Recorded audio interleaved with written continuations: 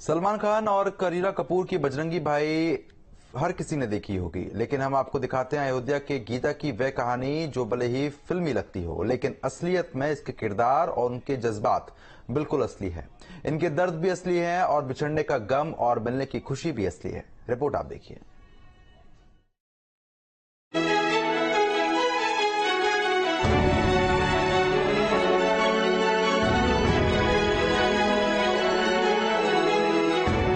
कमरे में खड़े तमाम लोग और मेज पर रखे कपड़े पर फैले जेवरात, ये किसी चोरी का खुलासा नहीं हो रहा, बल्कि विदाई हो रही है एक महिला की जो अपने परिवार से बिछुड़ गई थी। विदाई हो रही है एक माँ की जिसके लिए उसके बच्चे पिछले 8 महीने से परेशान थे। दरअसल गीता की बीमारी का असर उसके दिमाग पर पड़ा था, जिसकी वजह से वो 8 महीने पहले ही अपने घर से निकल गई थी, अपने साथ अपने जेवर की पोटली को लेकर।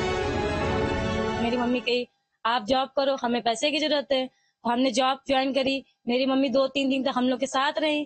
फिर मेरी मम्मी सडनली अचानक से दोपहर 12 बजे के बाद चली गई। हमें कुछ पता नहीं चला। ढूंढा उना गया, FIR किया गया, इधर उधर भी पता किया, कुछ कंफर्म नहीं हुआ। पुलिस वाले के पास भी गए तो पुलिस वालों ने कंफर्म नहीं किया। कहीं आप लोग खुद केयरलेस है, आप लोग अपनी मम्मी का ध्यान नहीं रखते हैं। न जाने कहां कहां भटकती रही गीता।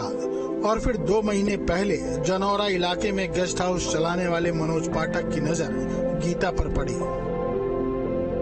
तो मैं इस उद्देश्य से इसको ले आया कि कहीं ये बाहर घूम रही है, इसके साथ कुछ गलत ना हो जाए। महिला होने के नाते और एक सामाजिक उत्तरदायित्व होने के नाते मैंने ये सोचा और इसको मैं ले आया और तब से मेरे यहाँ रहने लगी। लेकिन ऐसी जानकारी मुझे आज मिली है कि ये 8 महीने से लगभग घर से बाहर थी। गीता को अपनापन लगा तो वो मनोज पाठक के यहाँ ही रहने लगी, अपनी गहनों वाली पोटली के साथ। और जब भरोसा बढ़ा तो वो पोटली भी मनोज को सौंप दी। इसका मुझ पर विश्वास जमा कि भैया ये मेरा जेवर है, आप इसको संभाल कर रख लीजिए। मैंने इसका जेवर अपने पास रख लिया कि तुम कभी भी जाना चाहोगे हम तुम्हें भेज देंगे। मनोज ने भी गीता और उसकी अमानत दोनों को संभाल कर रखा, लेकिन ठान लिया था कि गीता को उसके परिवार से मिलाना जरूर है। फिर इसके सामान में तलाशी या ऐसे ही जानकारी के दौरान और इसका एक मुझे वो मिला वोटर ID।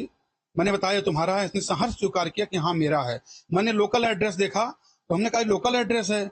उसने बताया हाँ ये लोकल एड्रेस तो है, लेकिन मेरा कोई है नहीं, मेरे पति एक्सपायर हो गए हैं, बच्चे नहीं है, मेरा मायका कानपुर है और अतिक्रमण में झुग्गी झोपड़ी थी जो पुलिस वालों ने गिरा दिया, अब वहां पर कुछ नहीं है।